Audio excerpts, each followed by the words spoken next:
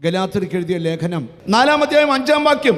അവൻ ന്യായപ്രമാണത്തിന് കീഴുള്ളവരെ വിലയ്ക്ക് വാങ്ങിച്ചു നാം പുത്രത്വം പ്രാപിക്കേണ്ടതിന് തന്നെ നിങ്ങൾ മക്കളാകുക. ന്യായപ്രമാണത്തിന്റെ കീഴിൽ നിന്ന് ദൈവം നമ്മളെ എന്ത് ചെയ്തു? വിലയ്ക്ക് വാങ്ങി. ഈ ഗലാത്യരെ പ്രബോധിപ്പിക്കുക. സ്തോത്രം. അന്നേരം ചിലര് പറഞ്ഞു ന്യായപ്രമാണം പാലിക്കണമെന്ന്. 5-ാം അധ്യായം എടുത്തേ, 5-ാം അധ്യായം 2-ാം വാക്യം.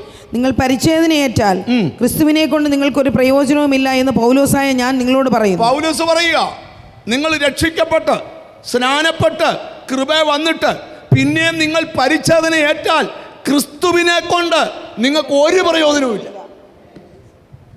സ്തോത്രം എന്ന് പൗലോസായ ഞാൻ അങ്ങനെയല്ലേ? നിങ്ങൾ പരിച്ഛേദനയേറ്റാൽ ക്രിസ്തുവിനെ കൊണ്ട് നിങ്ങൾക്കൊരു പ്രയോജനവുമില്ല എന്ന് പൗലോസായ ഞാൻ നിങ്ങളോട് പറയുന്നു. പൗലോസായ ഞാൻ നിങ്ങളോട് പറയുന്നു. അടുത്തൂടെ പരിച്ഛേദന ഏൽക്കുന്ന ഏത് മനുഷ്യനോടും അവൻ ന്യായപ്രമാണം മുഴുവനും നിവർത്തിപ്പാൻ കടംപെട്ടിരിക്കുന്നു.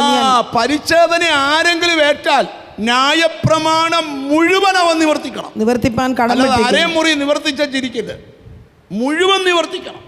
അടുത്തത്, ന്യായപ്രമാണം മുഴുവൻ നിവർത്തിപ്പാൻ കടംപെട്ടിരിക്കുന്നു എന്ന് ഞാൻ പിന്നെയും സാക്ഷീകരിക്കുന്നു. ന്യായപ്രമാണത്താൽ നീതീകരിക്കപ്പെടുവാൻ ഇച്ഛിക്കുന്ന നിങ്ങൾ ക്രിസ്തുവിനോട് വേർപെട്ടു പോയി. നിങ്ങൾ കൃപയിൽ നിന്ന് വീണുപോയി. കണ്ട പൗലോസിന്റെ പ്രയോഗം, നിങ്ങൾ കൃപയിൽ നിന്ന് വീണുപോയി. അടുത്തത്, ഞങ്ങളോ വിശ്വാസത്താൽ നീതി ലഭിക്കുമെന്നുള്ള പ്രത്യാശ നിവർത്തിയെ ആത്മാവിനാൽ കാത്തിരിക്കുന്നു.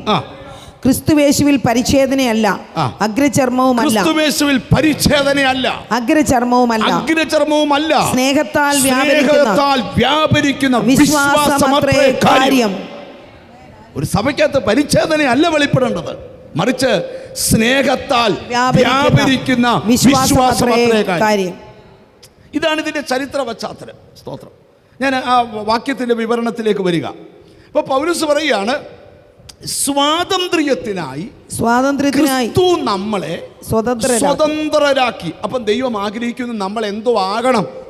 സ്വതന്ത്രരാകണം. എല്ലാവരും ഒന്ന് പറഞ്ഞ എന്തോ ആകണം? സ്വതന്ത്രരാകണം. ദൈവത്തിന് സ്തോത്രം. 3 സ്വാതന്ത്ര്യങ്ങൾ ഈ ഭാഗങ്ങളിൽ നിന്ന് ബൈബിളിൽ നിന്ന് പഠിക്കാൻ കഴിയും. 1 പാപത്തിൽ നിന്നുള്ള സ്വാതന്ത്ര്യം, 2 ന്യായപ്രമാണത്തിൽ നിന്നുള്ള സ്വാതന്ത്ര്യം, 3 ബന്ധനത്തിൽ നിന്നുള്ള സ്വാതന്ത്ര്യം. ദൈവത്തിന് സ്തോത്രം. അത് ഇച്ചിരി വിവരിച്ചു വരുമ്പോൾ നിങ്ങൾക്ക് മനസ്സിലാകും. പക്ഷെ ഒരു കാര്യം ഞാൻ ഈ മെസ്സേജിൻ്റെ തുടക്കത്തിലേ പറയാം, നിന്നെ സ്വതന്ത്രനാക്കാൻ ദൈവം ആഗ്രഹിക്കുന്നു. എത്ര പേര് അതിന് ആമീൻ പറയും? നീ അനുഭവിക്കുന്ന ചില വീർപ്പുമുട്ടലുകളിൽ നിന്ന് നീ സ്വതന്ത്രനാകാൻ പോവുക. നിന്റെ കൂടാരത്തിനകത്ത് നീ അനുഭവിക്കുന്ന ചില ദണ്ഡനങ്ങളിൽ നിന്ന് നീ സ്വതന്ത്രനാകാൻ പോവുക. ഒരു സ്വാതന്ത്ര്യത്തിൻ്റെ പ്രഖ്യാപനം ഇന്നത്തെ പ്രാർത്ഥനയിൽ ഇവിടെ ഉണ്ടാവും. ചില മനുഷ്യരെ ഞാൻ കണ്ടിട്ടുണ്ട്, അവർക്ക് അവരുടെ വീടിനകത്ത് വലിയ വീർപ്പുമുട്ടൽ അനുഭവിക്കുന്ന ആൾക്കാർ. ഞാനിപ്പോൾ ഓർക്ക് ഒരു അങ്കിളിനും ആൻറ്റിക്കും 2 ആൺപിള്ളേരുണ്ടായിരുന്നു. അവർ ആ വീട് ഭയങ്കര സ്വർഗ്ഗതുല്യമായിട്ട് കഴിയുമായിരുന്നു. അന്നേരമാണ് മൂത്ത മകൻ വിവാഹിതനായി ആ മരുമകൾ വീട്ടിലോട്ട് വന്നു. വേറൊരു അപ്പനും വേറൊരു അമ്മയ്ക്കും വേറൊരു സാഹചര്യത്തിൽ ജനിച്ച കുഞ്ഞ് ആ വീട്ടിലോട്ട് വന്നു. കുറച്ച് ദിവസം കഴിഞ്ഞ് ആ വീട്ടിൽ ചെറിയ ചെറിയ അസ്വസ്ഥതകൾ ആരംഭിച്ചു. സ്തോത്രം. ചുരുക്കി പറയാം, സ്തോത്രം, അപ്പനും അമ്മയും സ്തോത്രം ഇളയ മോനും കൂടെ വേറൊരു വീട്ടിലോട്ട് മാറി താമസിച്ചു. സ്തോത്രം. ചുരുക്കി പറയാം, ആ മകനും കല്യാണം കഴിച്ചപ്പം സ്തോത്രം ആ മരുമോള് വന്ന് കയറിയപ്പം അപ്പനും അമ്മയും വേറൊരു വീട്ടിലോട്ട് മാറി താമസിച്ചു. ചുരുക്കി പറയാം, സ്തോത്രം, അവരെന്നെ പ്രാർത്ഥിക്കാൻ അവിടെ വിളിച്ചിട്ട് എന്നോട് പറയാം, പാസ്റ്ററെ, എന്തോ ഒരു വീർപ്പുമുട്ടൽ ഞങ്ങളുടെ ഉള്ളിൽ. സ്തോത്രം. ഒരു പുതിയ വീട് വെച്ച ഒരാൾ താമസിക്കാൻ കയറി. അദ്ദേഹം പറയാം, ബ്രദറെ, ഈ വീടിനകത്ത് എന്തോ ഒരു ശ്വാസം മുട്ടൽ പോലെ, എന്തോ ഒരു വീർപ്പുമുട്ടൽ, ഒരു സ്വാതന്ത്ര്യമില്ലാത്ത അവസ്ഥ. ഒരാൾ വിവാഹം കഴിച്ചു. അദ്ദേഹം പറയുക, സ്തോത്രം, വിവാഹം കഴിക്കാതിരിക്കുന്നവരും നല്ല എന്തോ ഒരു ബുദ്ധിമുട്ട് എന്നെ ബുദ്ധിമുട്ടിക്കുന്നു. ദൈവത്തിന് സ്തോത്രം. ഇവിടെയെല്ലാം അല്പ ദിവസങ്ങൾ കഴിഞ്ഞപ്പോൾ കേട്ട വാർത്ത, ഇതിൽ നിന്നെല്ലാം ഇവർക്ക് വലിയ മോചനം ഉണ്ടായി. അതിൻ്റെ കാര്യം ഞാൻ വെളിപ്പെടുത്തി തരാം. ദൈവത്തിന് സ്തോത്രം. എവിടൊക്കെയോ ചില സ്വാതന്ത്ര്യത്തിൻ്റെ പ്രഖ്യാപനം ഈ ദിവസങ്ങളിൽ നിനക്ക് തരാൻ പോവുക.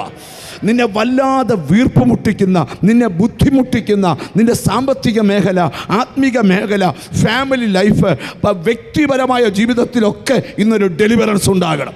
ഒരിക്കലൊരു മനുഷ്യൻ പ്രയർ കഴിഞ്ഞപ്പോൾ എൻ്റെ അടുക്കൽ വന്ന് പറഞ്ഞു, പാസ്റ്ററെ എനിക്ക് വേണ്ടി ഒന്ന് പ്രാർത്ഥിക്കണം പാസ്റ്ററെ. ഞാൻ ചോദിച്ചു എന്താ വെച്ചാൽ പ്രാർത്ഥന ആവശ്യം? ഞാൻ എല്ലാ യോഗത്തിനും വന്നാൽ വചനം കേൾക്കുന്നുണ്ട്, അവ ഇറങ്ങിപ്പോകുന്നുണ്ട്, കൈയടിക്കുന്നുണ്ട്, അന്യഭാഷ പറയുന്നുണ്ട്, പക്ഷേ എൻ്റെ ഉള്ളിൽ നിന്ന് എനിക്കൊന്ന് കരയാനോ വചനമൊന്ന് സ്വീകരിക്കാനോ ഒരു ബൊമ്മയെ പോലെ ഞാൻ വന്നിരിക്കുക, എനിക്കൊരു പ്രയോജനവുമില്ല. അമ്മി ഞാൻ അദ്ദേഹത്തിന് തലേ കൈവച്ച് പ്രാർത്ഥിച്ചു. അദ്ദേഹം പിറ്റേയാഴ്ച വന്നേച്ച് പറഞ്ഞു, പാസ്റ്ററെ 3.5 വർഷം ഇല്ലാത്തൊരു റിലീഫ് എൻ്റെ ഉള്ളിലുണ്ടായി. എന്താ കാര്യം? എവിടൊക്കെയോ ഒരു സ്വാതന്ത്ര്യത്തിൻ്റെ പ്രഖ്യാപനം. ദൈവത്തിന് സ്തോത്രം. സ്വാതന്ത്ര്യം പ്രാപിച്ചപ്പോൾ അടുത്ത ഭാഗം ക്രിസ്തുവിൽ ഉറച്ചു നിൽക്കണം. ഉറച്ചു നിന്നതിലുള്ള കുഴപ്പം എന്തുവാ? എവിടൊക്കെയോ നിന്നെ കൊതുക്കാൻ വരുന്ന നുകങ്ങളുണ്ട്.